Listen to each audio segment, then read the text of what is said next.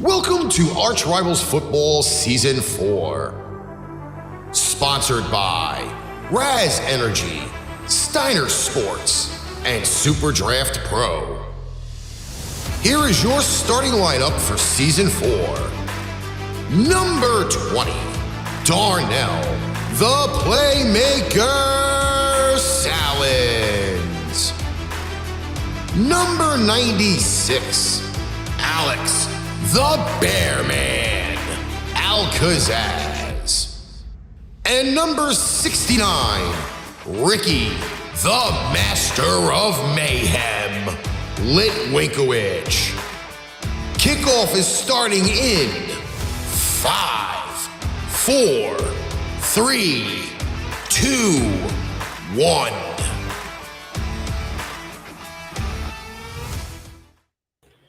Ladies and gentlemen, welcome to ArchRivals Football Season 4. As we are here tonight to recap what took place over Thanksgiving weekend. I hope y'all had a lovely Thanksgiving. I had myself. But yet again, happy holidays to all y'all that's watching out here. And I'm not alone. I have a co-host with me, Mr. Bearman himself, Al-Kazzaz. How you doing, sir? Could be worse, I guess. How was your Thanksgiving? Pretty good, actually. Pretty good. I like hearing that. That is what I like to hear. I mean, football, soccer, it was pretty fun. Is it soccer or is it football? Well, it's soccer, but you know what? Soccer is real football. I knew you were going to say that. That's why I did that. So we can call it soccer, but at the end of the day, you can call it soccer, but at least it's real football. You can't argue that. And there's a lot of people that will argue that. Because at least in soccer, they actually play with their feet. They kick the ball. The clock doesn't stop. No commercial breaks.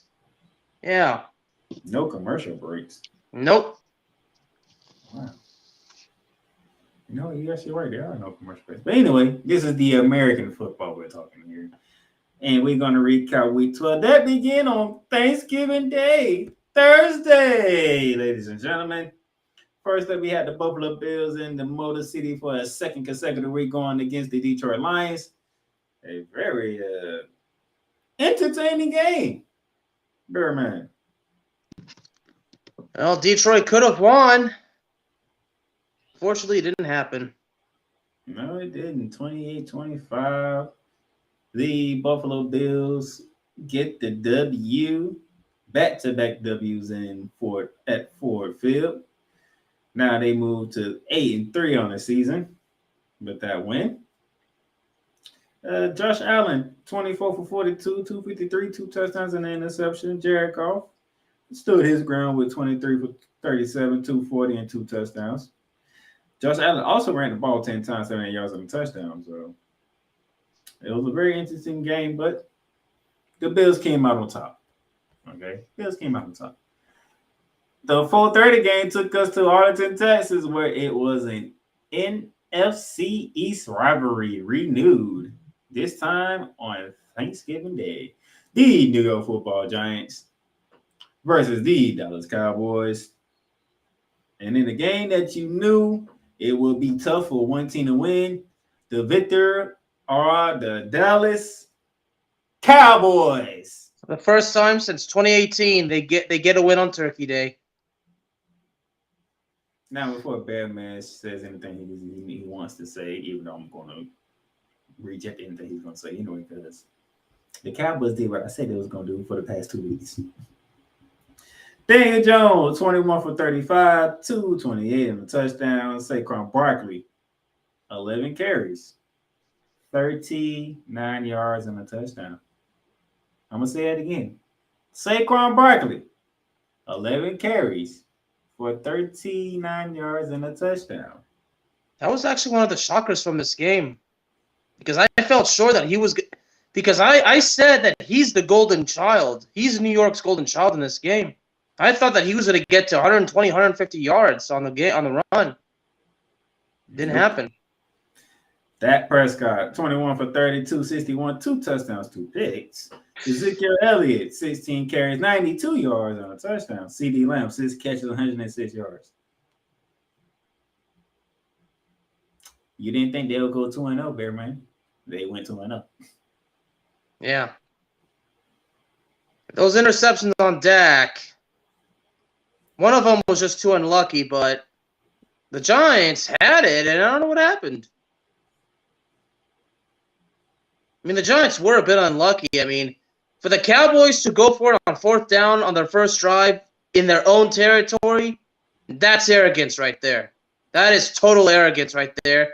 And it could have bitten them right in the butt. They were lucky because New York had a touchdown on that drive after that, but it was only taken away because of a penalty. And I'm not talking about a holding penalty. I'm talking about an ineligible player downfield. I've seen that a lot this weekend.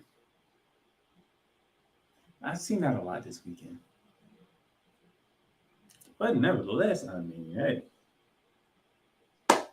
Cowboys 8-3 on the season. I mean, you can't argue with that, Bear Man. Your team is 8-3. Let's see if they can continue to win. Let's see if they can make a deep run in the playoffs, because that's what matters. So, shout out to the Cowboys getting that Turkey Day victory.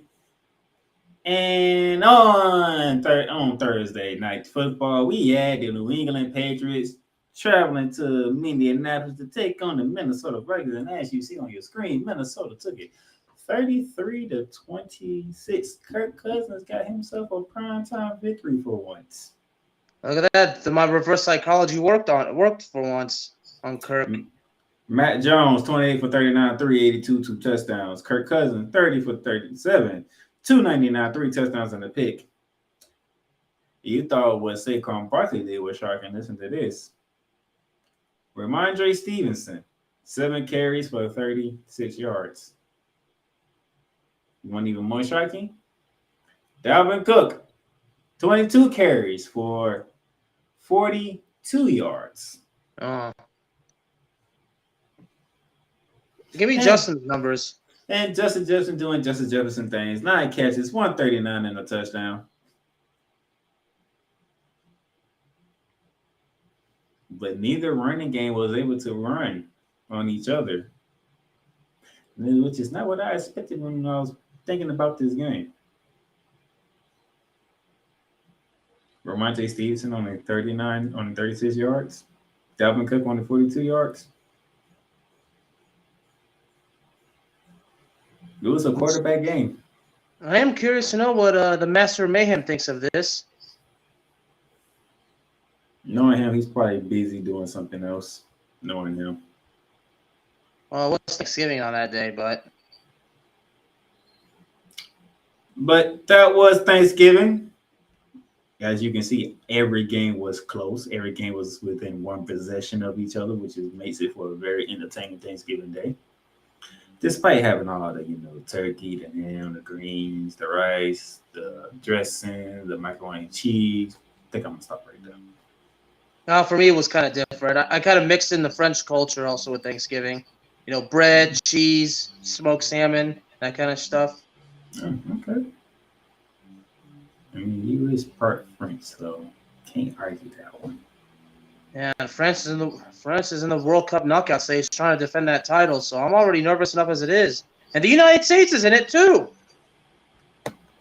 But it makes you even more nervous. Yeah, hey, that game, the USA versus Iran, you know the best way to describe that game in my case, right? Oh, God. Hulk Hogan versus the Iron Sheik, and I even checked out the Iron Sheik's Twitter. He was cheering for the U.S. Interesting. So that was Thursday, Thanksgiving Day. Now we get to the rest of the week. That was Sunday, ladies and gentlemen, beginning off. It was the battle of backup. Actually, in this case, the battle of a third string versus a backup because Nathan Peterman got the start for Chicago Bears after Travis Simeon got hurt doing workouts. But Travis Simeon did wind up playing anyway because that's how bad the Chicago offense was. Well, as far as New York goes, you can bet that Zach Wilson's going to sit his ass down on the bench for the rest of the season. It was the Mike White Show in MetLife Stadium. 22 for 28, 315, and 3 touchdowns on the board. Garrett Wilson was his leading target. 5 catches, 95 yards, and 2 touchdowns.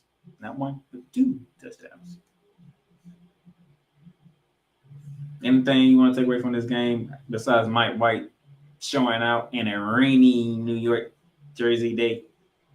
New York is 7-4. I mean,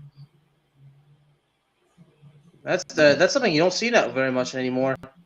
How often do you see New York with a 7-4 record? It's been a very long time. Yeah, a very long time. I think the last time we did, I was probably in high school.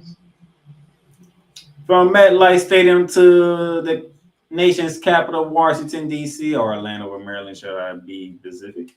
The Atlanta Falcons versus the Washington Commanders. And the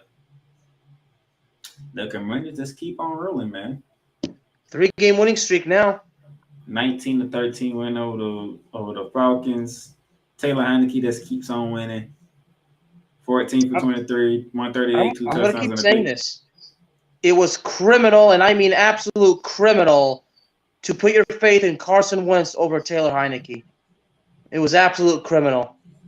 But shout out to Brian Robinson Jr. Remember doing preseason, he was shot. Yeah. Well, speaking of doing something criminal by Washington, this whole thing about the late Sean Taylor, that statue, what that turned out to be, because I'm not happy at all about this thing. Now, this has nothing to do with the rivalry between the Cowboys and the Washington. This is about somebody that was murdered during a robbery, and that a team waited so long to honor his memory. I mean, I'm sure that you're pretty upset about this as I am. But what did they unveil exactly? I didn't even see the statue. It was not a statue, okay? That was no statue, what I saw. I mean, even Jonathan Mathis, the sports judge, I mean, he's furious. For some reason, I ain't hear much about the statue, though. I gotta think about it. Okay, well, what I saw, that does not look like a statue. I said, now I think about it. I ain't see a lot of things. I ain't see a lot of tweets or Facebook posts about what Washington did for Sean Taylor. I ain't seen none of that, to be honest. So basically, you know that Sean Taylor is being disrespected big time. No, I'm saying I didn't see none of it, so I don't even know what happened. I mean, what I saw, I mean, unless my eyes were deceiving me, that was no statue. Now that I thought about it, I ain't even seen anything. But Brian Robinson, he had a day. He had his first career 100-yard game, 18 carries, 105 yards. Now, you bought the word criminal, right? Yep. I think that explains my last game on the screen right here. Sam Darnold finally is healthy to finally do stuff on the football field. His first game is against Russell Wilson and the Denver Broncos, and as you can see, 23-10 Carolina. And I actually picked Carolina, but I'm not gonna bask in on that. I mean, you want to talk about criminal? I mean, everybody's saying it's criminal, all the money that Russell Wilson's taking, but I say, whoa. If you want to blame it on somebody, blame it on the people who gave him that deal. 19 for 35, 142. And from what I understand, he's lost part of the locker room. That means he's lost respect. He's lost credibility. That's not good. 19 for 35, 142 yards. Yeah. Mr. John Misak, obviously, I'm pretty sure has got some words, but at this point, he's probably like, I don't give an F. Sam Darnold got his first start of the season, and he went 11 for 19, 164 yards. Didn't Carolina have a 20-0 lead at one point? They had a 20-0 lead at one point. Uh-huh. No, 20-3 lead at one point. Okay, close enough. 23-3 lead at one point.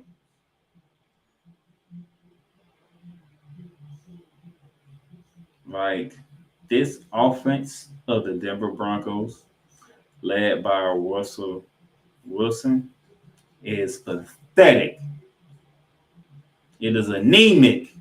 It's atrocious. Disrespectful.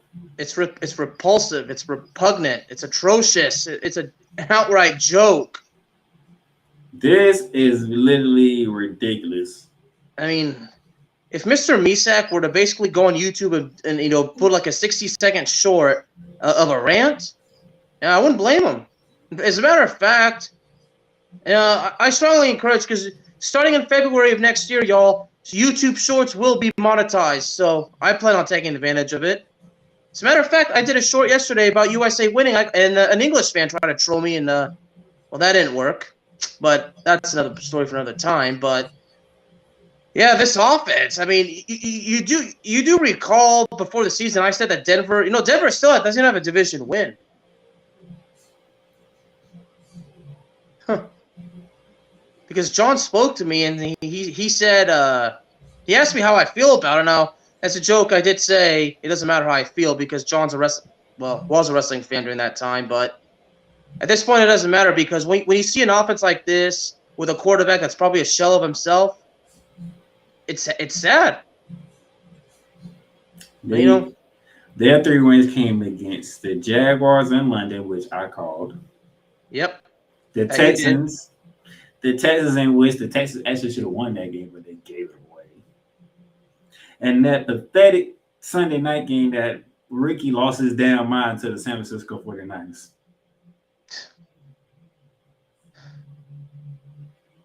Well, they got one win at least. One all them wins within the first 6 weeks of the season. Yeah. They got swept by the Raiders. They lost in overtime to the Chargers. And good Lord, they ain't played the Chiefs yet. And that game against the Colts. They haven't played the Chiefs yet. Yeah. That's going to be torture for Mr. John Misak. And speaking of the Chiefs, we'll get to them in a minute. Continue on Sunday at earlier to kick off. One of the shockers of the week. The Cleveland Browns come back and beat Tom Brady and the Tampa Bay Buccaneers in overtime. 23-17. And this was in the closing minute of overtime, too. As Jacoby Brissett leaves the Cleveland Browns on a high note. 23 for 37, 210, 1 touchdown and 1 pick. Tom Brady, 29 for 43, 246, 2 touchdowns. Nick Chubb, 26 carries, 116 yards, and that game-winning touchdown in overtime.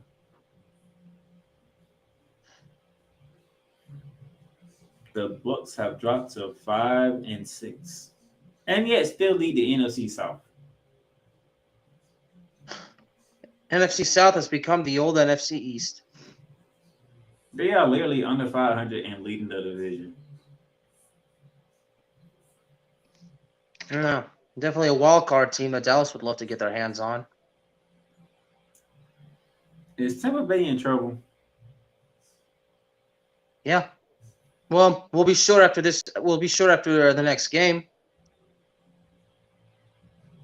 And out goes Jacoby Brissett and enters Deshaun Watson.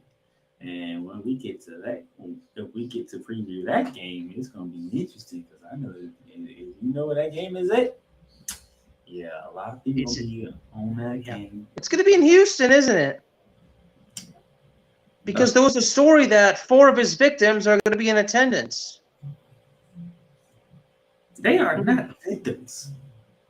Jeez. Yeah, that's why I should have done this, right? Jeez, what's up? Victims. Yeah. Y'all wasn't assaulted. Oh my gosh. I mean, yeah, you're right. I forgot to do this.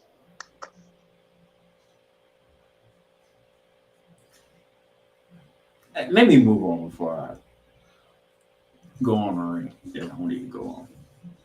Nashville, Tennessee. The Tennessee Titans hosting the Cincinnati Bengals. No Joe Mixon, no Jamar Chase. No problem from them Bengals. 20-16 win. 20-16 win over the Tennessee Titans. Joe Burrow, 22 for 37, 270 and 1 touchdown. T. Higgins, 7 catches, 114 and a touchdown. Samaje P. Ryan filling in for Joe Mixon, 17 carries, 58 yards, 1 touchdown. The stat that Bearman wants to hear. Mr. King Henry. 17 carries, 38 yards. 3 catches for 79 yards. And that's from the King. That's from the King. I picked Cincinnati to win, so. I mean, the King could not get going on the ground, but he did get going in the air, even though he did fumble. But lucky enough, his rookie wide receiver followed the play all the way down to the end zone and recovered the football for a touchdown. But nevertheless, the Bengals were pretty much in control for most of this game. Shout out to the Bengals, who are now 7-4 on the season. Keep that in mind. That's a tad bit, because down what happened down in Miami, Miami did what they're supposed to do. They beat the brakes off the Houston Texans. Do you want the numbers? I can give you the numbers, but they did what they're supposed to have done. I just remember it was a 30-0 lead at one point, but 1-9-1 for Houston, and Houston's coming to Dallas in 2 weeks. So next week technically. And then we get to Duval. We go to your backyard now, Jacksonville, Florida. The Jacksonville Jaguars hosted Amari Jackson and the Baltimore Ravens. Tony Khan. I wonder how Tony Khan feels about this win. Trevor Lawrence played a game of his career. 29 for 37, 321 passing, 3 touchdowns, and a 2-point conversion to take the lead late in the game. I'll talk about a gamble. Lamar Jackson, 16 for 32, 254 the touchdown. He also had 14 carries for 89 yards. Say Jones was the leading receiver for the Jazz with 11 catches for 145 as the Jaguars stunned the Ravens 28-27. What were Trevor Lawrence's stats again? 27 out of 39 passing, 321 yards, and 3 touchdowns. There goes that Baltimore secondary that known as being bad. That drive was the drive of his life. Trevor Lawrence he was on the money with them passes. I bet if he writes a book one day, there'll be a chapter on that particular drive. That was the drive of his life. It was an amazing drive. Yeah. What a way to pull that one out against the team that was favored. That was the 1 o'clock slate. Then we get to the 4 o'clock slate. Starting off in Glendale, Arizona, as the Arizona Cardinals hosted the Los Angeles Chargers. And if we're going to give Trevor Lawrence props for what he did, how about that guy by the name of Justin Herbert? Somebody that you know very well. 35 for 47, 274, and 3 touchdowns.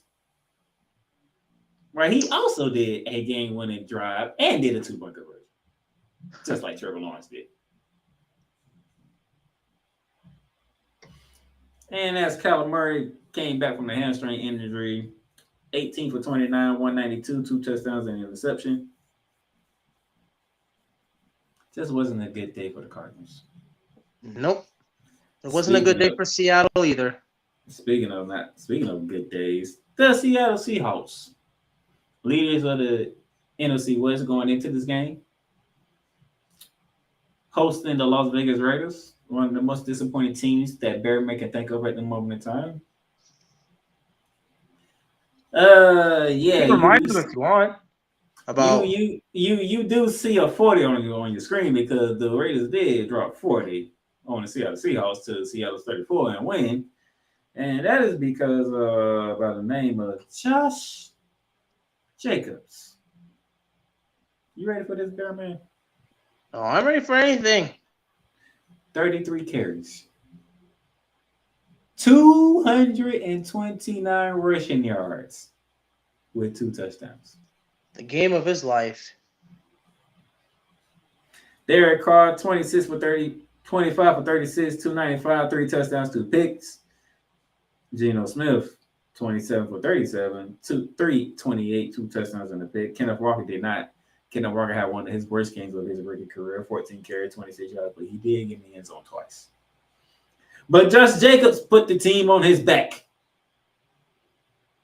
and giving the Raiders their 4th win of the season and dropping Seattle to 6-5 to second place in a division because that team right below them in the Bay Area in San Francisco, they moved to 7-4 because they did one of the rare things that's hard to do in the NFL, and that's pitch a shutout.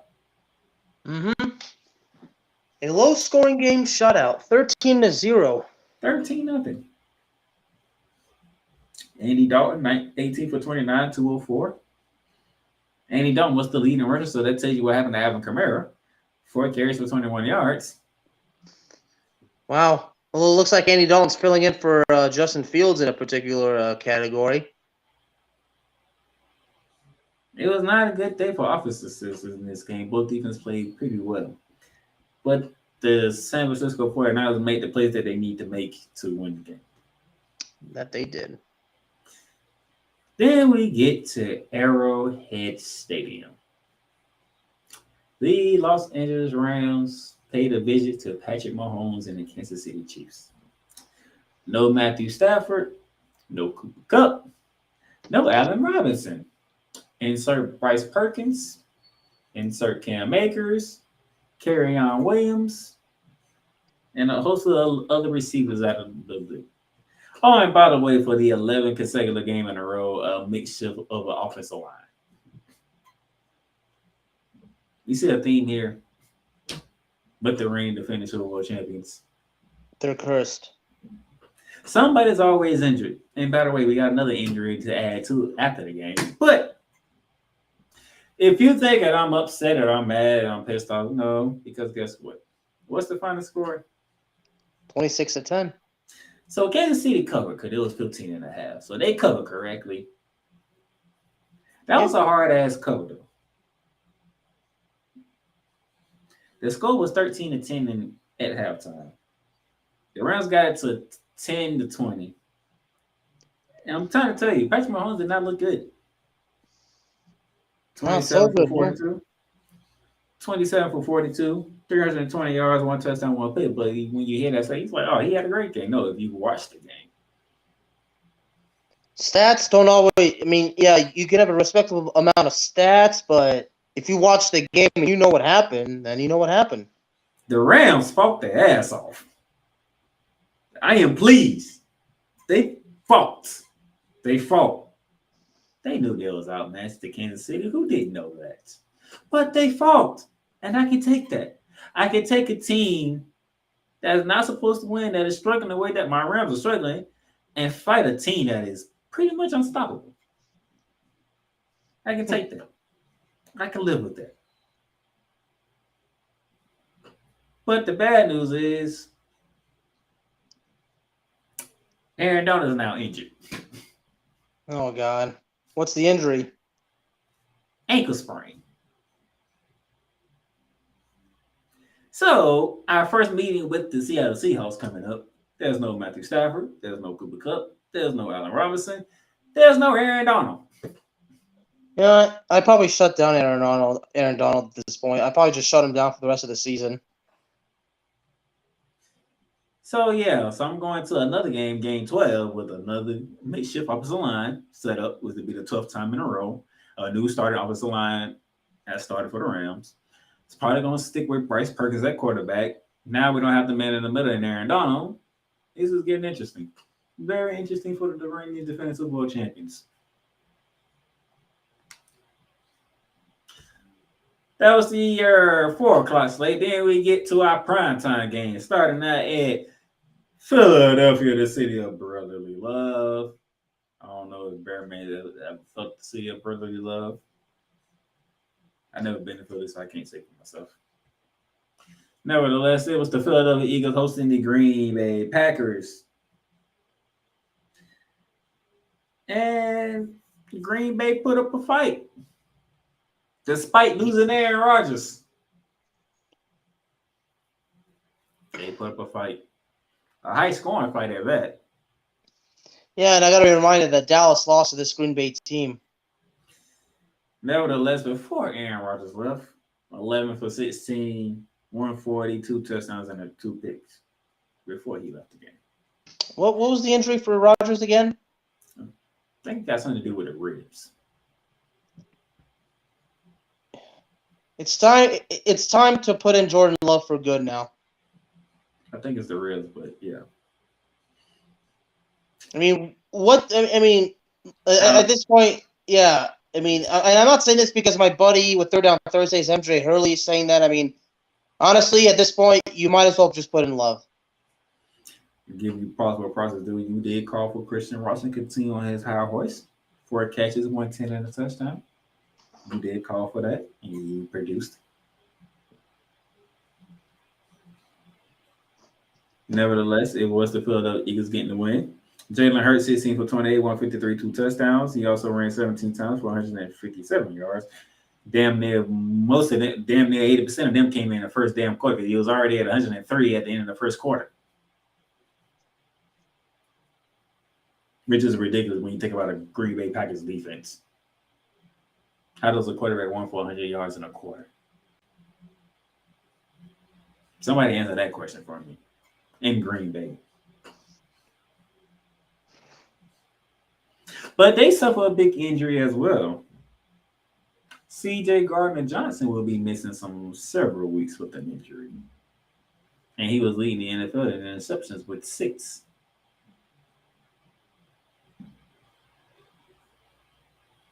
Now the Eagles are 10-1. Can they survive? That's the top seed in the East, or will they stumble? Then we get to Monday Night Football. Indianapolis, Indiana, when the Indianapolis Colts with the Fighting Jeff Saturdays taking on Mike Tomlin and the Pittsburgh Steelers. Wow, Kenny Pickett had a nice game in this one. 20 for 28, 174. Beanie Snell, not Najee Harrison. Beanie Snell led the rushing attack for Pittsburgh with 12 carries, 62 yards, and a touchdown because Najee Harris did get injured in this game. And then Matt Ryan and Jeff Saturday, they struggled down the stretch. That was a bad work of clock management by them both. They had an opportunity to tie this game up, but they just did not manage the clock correctly. They really didn't. How did Jonathan Taylor do? 20 carries, 86 yards, and a touchdown. Huh.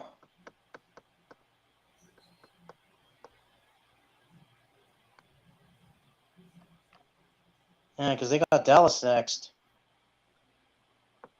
Shout out to the Pittsburgh Steelers getting that W in their belt. Well, that's two game losing streak for Indianapolis after they pull off that win against Las Vegas on Jeff Saturday's debut. I guess that was it. Yeah, you win on the first day, and then that's it. So that was that. Then moving on. Here's what the records look at. 13-3 for me, 12-4 for the Bearman.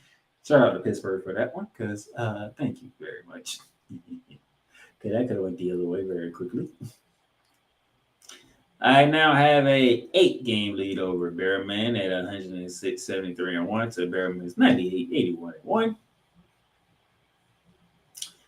Still got a lot more weeks to go though. Anything can happen. And Playmakers of the week. I have 3 of them. You ready? Mike White for the Jets, Trevor Lawrence for the Jaguars, and of course, Josh Jacobs for the Las Vegas Raiders.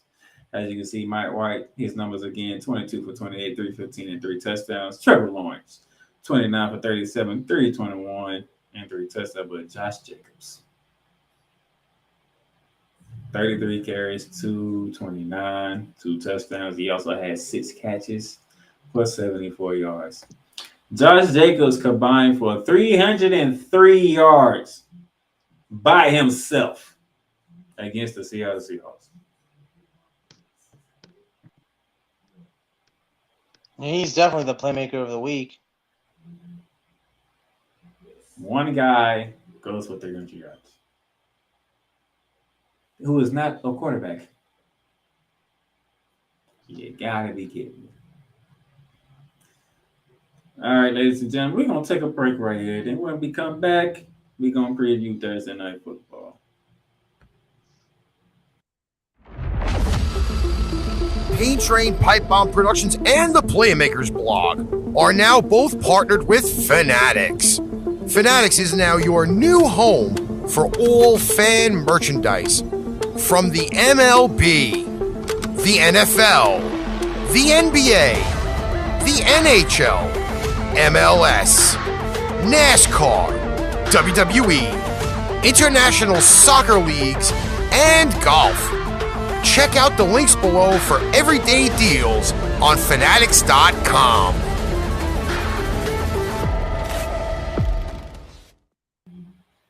Welcome back to ArchRivals Football here with the Bearman and the Playmaker. Now that we recapped the week 12, should I say, now we get to Thursday Night Football. And Thursday Night Football tomorrow, Bearman, it is the Buffalo Bills taking a trip to Foxborough, Massachusetts to face off with their AFC East rival, the New England Patriots.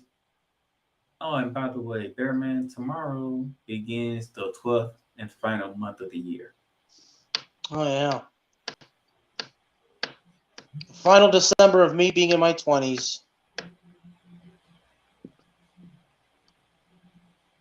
That's So, my Bearman, December, and tomorrow I start training. So, Bearman, we have Bills and Pats, round one. Round one. Round one this late in the season. That's really interesting. Yep. Josh Allen against Bill Belichick. How you see this going? I see Josh Allen. It's going to be on the road, yeah, and I can't imagine how freezing it's going to be up there. Remember what happened the last time? Remember what happened? Last time these two faced off in Foxborough, the Buffalo Bills got revenge on the Pats. Because if you remember when on the Monday Night Football weeks before when they had to go to Buffalo, the Bill Belichick decided to run the ball down their damn throat. Yeah, because it was freezing. There was that heavy cold wind, wasn't there? And just run the ball. They threw the ball, 3 times? Yeah. And they won. And then Josh Allen and them went to Foxborough and gave them a beating to remember. Yep. I'd be surprised if the tides turn. Buffalo gets the win on the road, and then you imagine if New England did the exact same thing on any given Sunday. Like, well, this one's on a Thursday. On any given Thursday, it's on Prime Video. The Buffalo Bills need this win. Actually, the Patriots need to win more too. Because as of right now, guess who's on the outside looking in the playoffs? Who, New England? New England. As of right now, Kansas City's leading the West, Miami's leading the East, Tennessee's leading the South, and Baltimore's leading the North, which leaves Buffalo with a wild card spot, Cincinnati with a wild card spot, and guess what? It's not New England, it's the Jets, Jets holding a wild card spot as of right now. Can you imagine if the Jets beat out the Patriots? So New England needs a win as well, but Buffalo is trying to get back up there. And by the way, they will not have Von Miller for quite a while. Oh, yeah. So will that play a part in Thursday Night Football? It just might. I mean, he doesn't have a torn ACL, but still, he hurt. So beginning of month of December with some Thursday Night Football. AFC rivalry, Buffalo Bills, New England Patriots. Micah's Kurt Hershey had to call for you. And it sounds like me and Bearman both leaning Bills. Mm-hmm. So, all right, Bear Man, any final words? Oh, no. And this Sunday's going to be interesting. Yeah, sure. This will weekend's be. going to be interesting. Definitely will. And I had a bad week in college football. Bad week. Yeah, depending on how things go tomorrow, we should be having bearing down the gridiron, and we can see what happened on the final regular season week of the season in college football. As this weekend is championship week. As Bearman and myself will be previewing all 10 conference championship games, both Power 5 and Google 5, and we'll be picking all 10 championship games. And my alma mater is in one of them. Yep, your alma mater's in one. Matter of fact, your alma mater is the first game on the docket. Your alma mater gets us kicked off for championship week. Yeah, so it's championship week. World Cup knockout stage starts. Yeah, lot to look forward to. But I'm nervous as hell. Oh yeah, any Internet FC coming up? Oh, I've been killing it with that. I mean, yeah, as of today, Denmark, Mexico are out. Man, United States. That game against Iran. Christian Pulisic literally put his body on the line for his country. USA has to take on the Netherlands, and I believe in the USA. My latest episode of Shooting Lights Out dropped Monday, so you can go back on our YouTube channel and watch that, or you can listen to it on any podcast platform that you have. I need to start doing more of those, especially those segments that I do heat checking for the crowd, because I think people starting to like those better. Internet FC just hit 290 episodes today. So we got content rolling out there right for you, and tomorrow y'all should probably hear from me when talking Rams, because I haven't got that far yet. So that's the Bear Man down in Texas on the Playmaker out here in Florida. Hopefully we can catch y'all tomorrow for bearing down the gridiron. See you later. Later. You've just experienced ArchRivals Football Season 4. Click that like button and subscribe so you'll be notified when a new Arch episode is live on the air. Check out our sponsor links down below for everyday deals on Fanatics, NFLshop.com, and Points.com. Need merch?